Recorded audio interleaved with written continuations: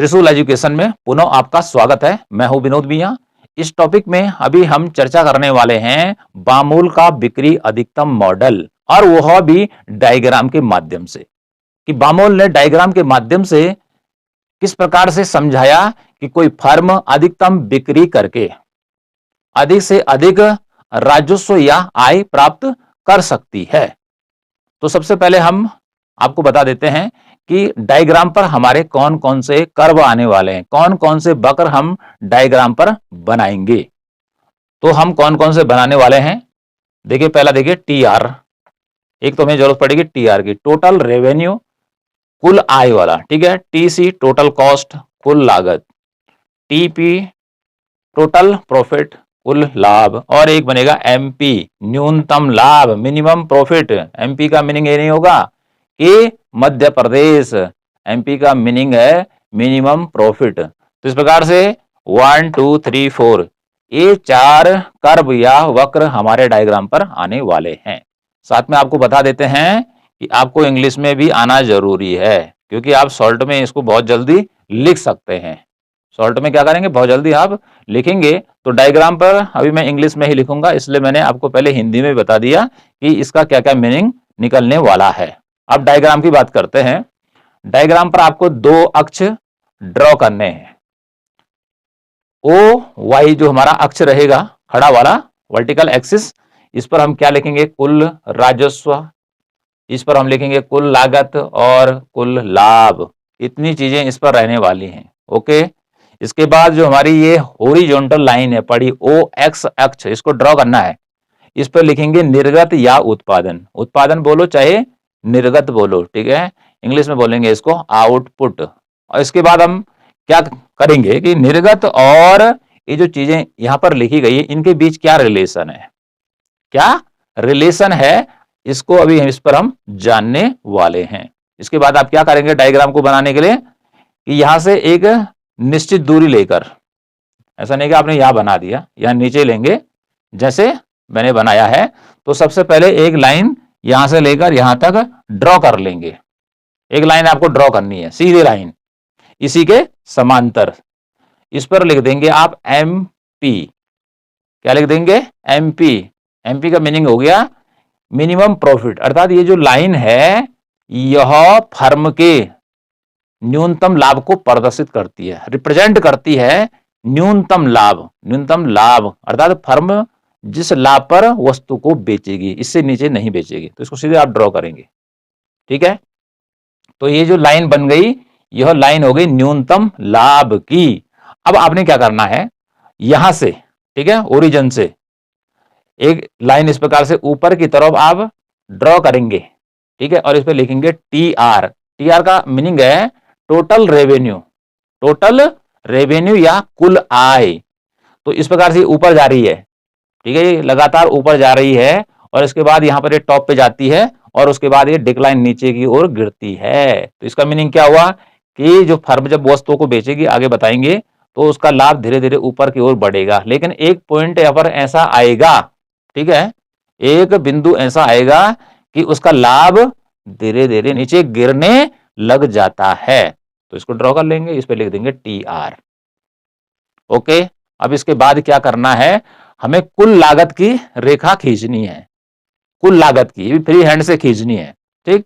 तो आप क्या करेंगे, किस प्रकार से आप इसको ड्रॉ करेंगे, इस प्रकार से देखिए, आप इस प्रकार से ले जाइए, और इस प्रकार से, और इस प्रकार से ये चली जाएगी, ये नीचे रहेगी, क्योंकि जो लागत की रेखा है इस पे लिखना है हमने टीसी, टोटल कॉस्ट। तो जब भी फर्म देखती है, इसके अंतर को देखती है कि टीसी कितना, कुल लागत कितनी आ रही है और कुल लाभ कितना हो रहा है।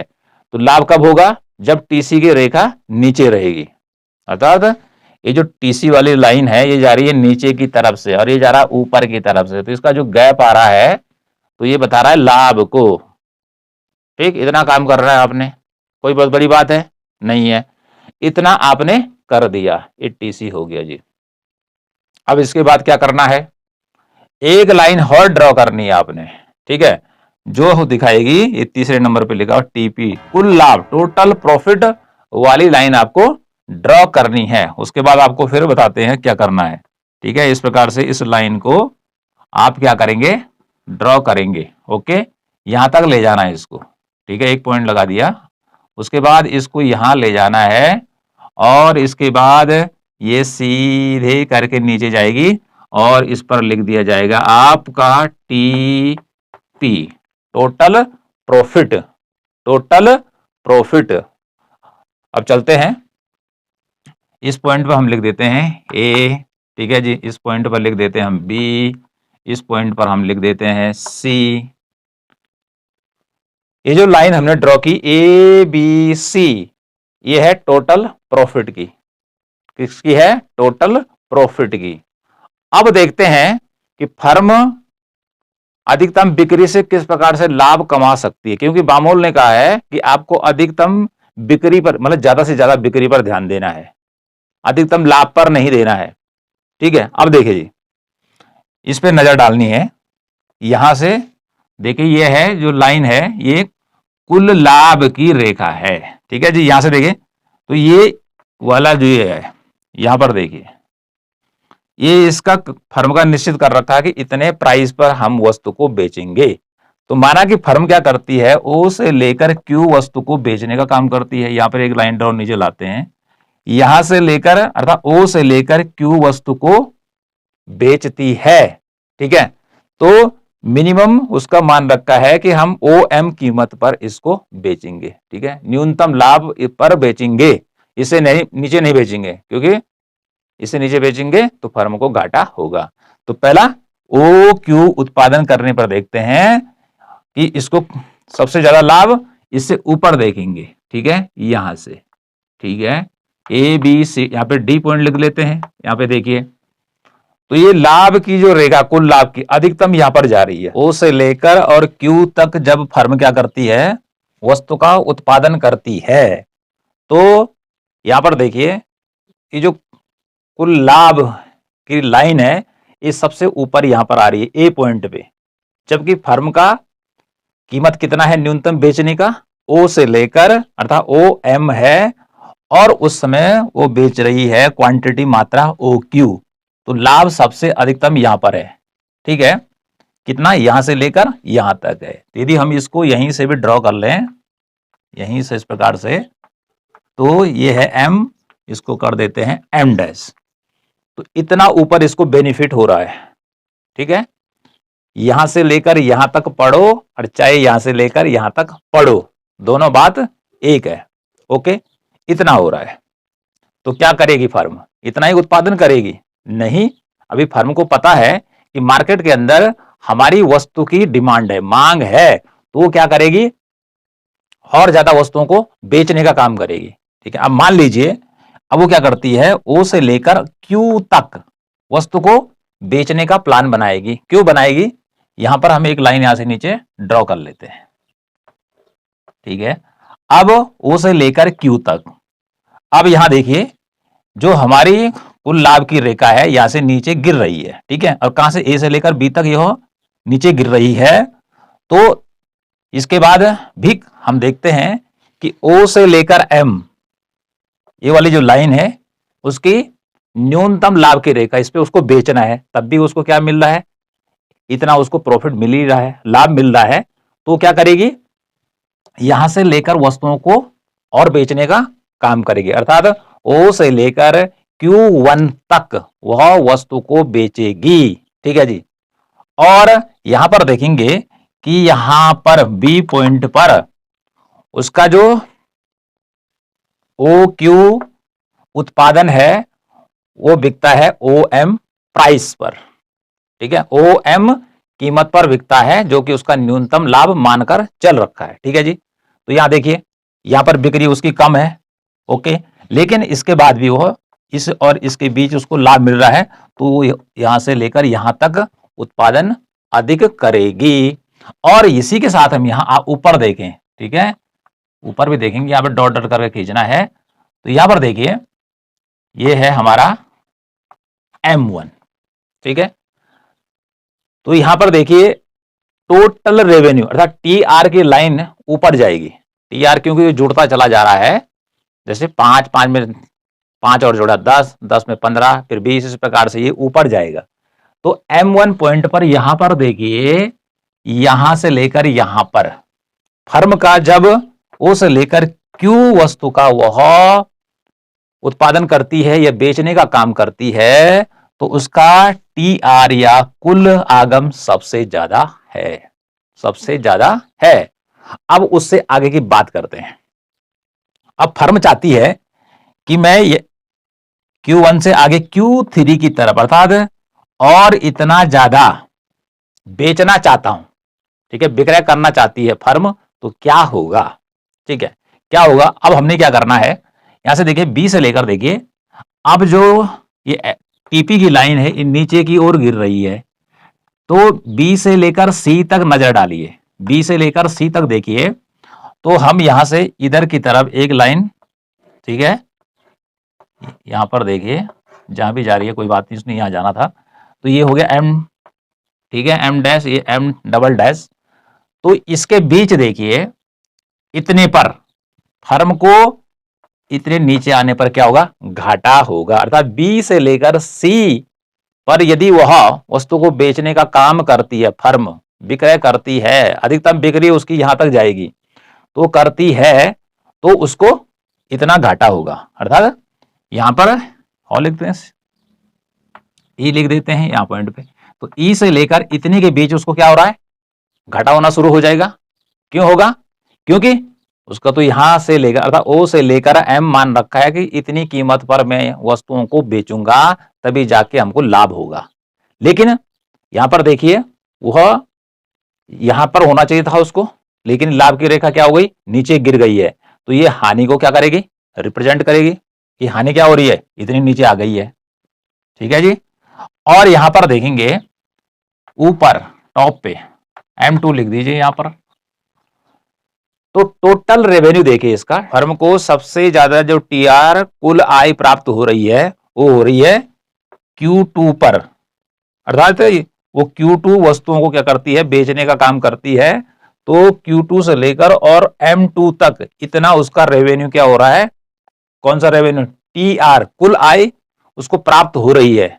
लेकिन क्या वह यहां पर Q1 से लेकर Q2 तक इतना वस्तुओं को बेचने का काम करेगी, नहीं करेगी, क्योंकि उसको इतना घाटा हो रहा था, ई से लेकर सी तक फर्म को घाटा हो रहा है, जबकि उसकी कुल आय सबसे ज्यादा यहां पर है, ठीक है। इसको यहां से इधर को तरफ मिला दिया जाए तो सबसे ज्यादा TR यहां पर आ रहा है, ठीक। तो अब फर्म क्या करेगी, फर्म Q से लेकर Q2 तक के बीच उत्पादन नहीं करेगी, अब उसको क्या करना पड़ेगा, पीछे आना पड़ेगा, Q1 पर आना पड़ेगा, क्योंकि यहां पर उसको सबसे ज्यादा लाभ हो रहा है। Q1 पर कितना लाभ है उसका, यहां से लेकर Q1 से लेकर और M1 तक उसका TR सबसे ज्यादा होगा, ठीक है। किस रूप में ज्यादा होगा, TR तो यहां ज्यादा हो रहा है, लेकिन यहां पर जो फर्म है कौन सी शर्त पूरा कर रही है, उस शर्त को पूरा कर रही है कि जो फर्म ने निश्चित कर रखा है न्यूनतम लाभ, मिनिमम प्रॉफिट, ये जो लाइन है पड़ी वाली, ठीक है, ये वाली मिनिमम प्रॉफिट को यहां पर प्राप्त कर रही है। कितना उत्पादन करने पर, Q1 अर्थात O से लेकर Q1 तक। तो ऐसी स्थिति में फर्म का न्यूनतम लाभ बी पॉइंट पर प्राप्त हो रहा है और कुल आय भी सबसे ज्यादा प्राप्त हो रही है। अब ये डायग्राम में आपने लिखना क्या है, ये तो हमने आपको बता दिया है किस प्रकार से इसको बनाना है। तो आप पहले तो हमने जो डायग्राम TR का बनाया, TC का बनाया, MP का बनाया और TP का बनाया, इसको बनाएंगे जैसे हमने पहले बनाया। अब नजर डालनी है कि यदि फर्म क्या करती है, O से लेकर Q तक वस्तुओं को बेचने का काम करती है, तो उसकी किस पे नजर डालनी है, TP कुल लाभ की रेखा पर नजर डालनी है कि यहां पर फर्म को A पॉइंट पर सबसे ज्यादा लाभ हो रहा है, तो फर्म को क्या यहीं पर ही क्या उसका नाम उत्पादन को बंद कर देना चाहिए, नहीं, फर्म को सबसे ज्यादा लाभ हो रहा है, लेकिन उसके बाद भी वह OM जो मिनिमम प्रॉफिट है उससे ऊपर ही लाइन है, तो वह A से लेकर B या Q से लेकर Q1 तक उत्पादन करेगी, वस्तु को बेचने का काम करेगी। क्योंकि बी पॉइंट पर जब वह क्यू से लेकर Q1 उत्पादन ज्यादा बेचती है तो यहां पर उसकी शर्त पूरी हो जाती है कि OM प्राइस मिनिमम प्रॉफिट उसको मिलना चाहिए। ओके, ये आ गया। इसके बाद फर्म ने सोचा या इस पे तुलना की गई है बामोल के द्वारा क्या इससे आगे भी बेचा जा सकता है। तो यहां पर देखा, यहां से लेकर यदि वस्तु बेचती है तो ये वाली जो टोटल लाभ की रेखा बी से लेकर सी तक नीचे चली जा रही है। तो यहां पर इतने के बीच मिनिमम प्रॉफिट है, लेकिन इतने से नीचे आ गई तो इतना फर्म को घाटा होगा, भले ही उस समय फर्म का टोटल रेवेन्यू Q2 वस्तु बेचने पर यहां से लेकर यहां तक है, लेकिन इतना भी घाटा हो रहा है। तो ऐसे में फर्म Q2 उत्पादन नहीं करेगी।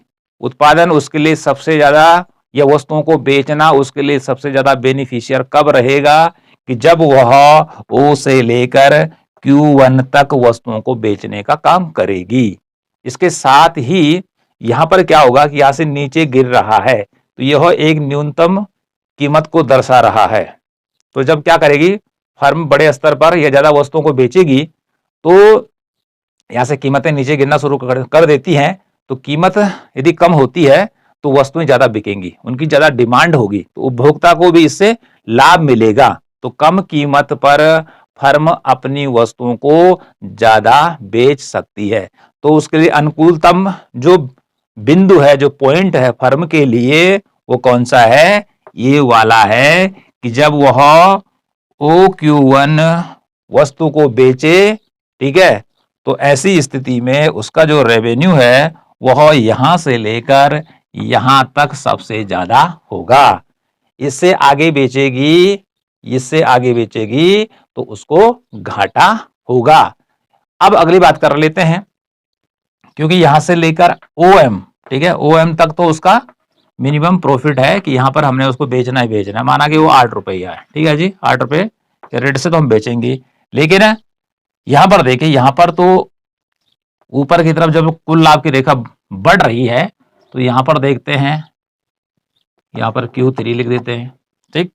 तो यहां क्या, यहां पर तो भी वो शर्त पूरी कर रही है यहां पर कि इतनी वस्तुओं को बेचकर यहां पर उसका प्रॉफिट OM के बराबर है, जो न्यूनतम कंपनी मानकर चल रही है, फर्म मानकर चल रही है।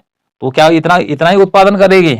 नहीं करेगी, क्योंकि उसको पता है कि उसकी कि जो कुल लाभ की रेखा है वो ऊपर की तरफ जा रही है, बढ़ रही है, तो वह इतना उत्पादन नहीं करेगी। ठीक है जी, भले न्यूनतम शर्त को यहां पर पूरा कर रही है, लेकिन उसकी बिक्री कितनी है? केवल इतनी तो है, ठीक। और जब उसने देखा अगला यहां से लेकर बिक्री क्या हो गई, इतनी आ गई, वाह जी बहुत अच्छा हो गया, तो ज्यादा बिक्री करना चाहेगी, पहले इतना फिर इतना। तो इस प्रकार से इस रेखा चित्र को आप बनाएंगे, इस रेखा चित्र को इस प्रकार से बनाया जाएगा और ये सारी चीजें आपने इस पे लिखनी है। तो बामोल का बिक्री अधिकतम मॉडल क्या कहता है, जिसको कि अल्पाधिकार का बिक्री अधिकतम मॉडल भी कहते हैं, और इंग्लिश में इसे कहते हैं sales maximisation model of oligopoly. तो उसमें क्या कहा बामोल ने कि फर्म का जो उद्देश्य है वो बिक्री को ज्यादा से ज्यादा करना होना चाहिए, अधिकतम बिक्री पर उसको ध्यान देना है, ठीक है जी। और बिक्री पर ध्यान देने के साथ साथ उसने कहा कि एक न्यूनतम प्रॉफिट उसको प्राप्त होना चाहिए। कोई फर्म होगी तो एक न्यूनतम प्रॉफिट या न्यूनतम कीमत पर वस्तु को बेचना चाहेगी कि जिससे उसको लाभ हो, ये उसने कहा। किसने? बामोल ने। फिर उसने क्या कहा कि यहां पर तुलना करके हम देख रहे हैं कि यदि हम यहां से लेकर यहां तक देखते हैं, यदि फर्म बिक्री करती है तो उसका यहां से लेकर यहां पर TR सबसे ऊपर है, क्योंकि रेखा सबसे ऊपर M2 पॉइंट पर है, लेकिन इस बीच उसको इतना घाटा हो रहा है, अर्थात E से लेकर C के बीच घाटा हो रहा है। फर्म क्या करेगी, यहां से लेकर यहां तक वस्तुओं को नहीं बेचेगी, ठीक है, इतना ज्यादा प्रोडक्शन नहीं करेगी, वो यहीं तक बेचेगी। Q1 पॉइंट तक बेचने पर उसको सबसे ज्यादा TR प्राप्त हो रहा है, M1 प्राप्त हो रहा है, यहां से लेकर यहां तक की लाभ की प्राप्ति उसको हो रही है, यहां तक, ठीक है जी, यहां तक इतना TR उसको मिल रहा है। लेकिन यहां तक करता है वो TR, तो फिर क्या होगा, उसका घाटा आएगा। फिर लाइन क्या कर देती है, इसके बाद नीचे की ओर डिक्लाइन कर देती है, तो ये और नीचे की ओर जा रहा है, तो घाटा क्या होगा, लगातार बढ़ता चला जाएगा। आई होप कि यह टॉपिक जो है आपकी समझ में आ गया होगा।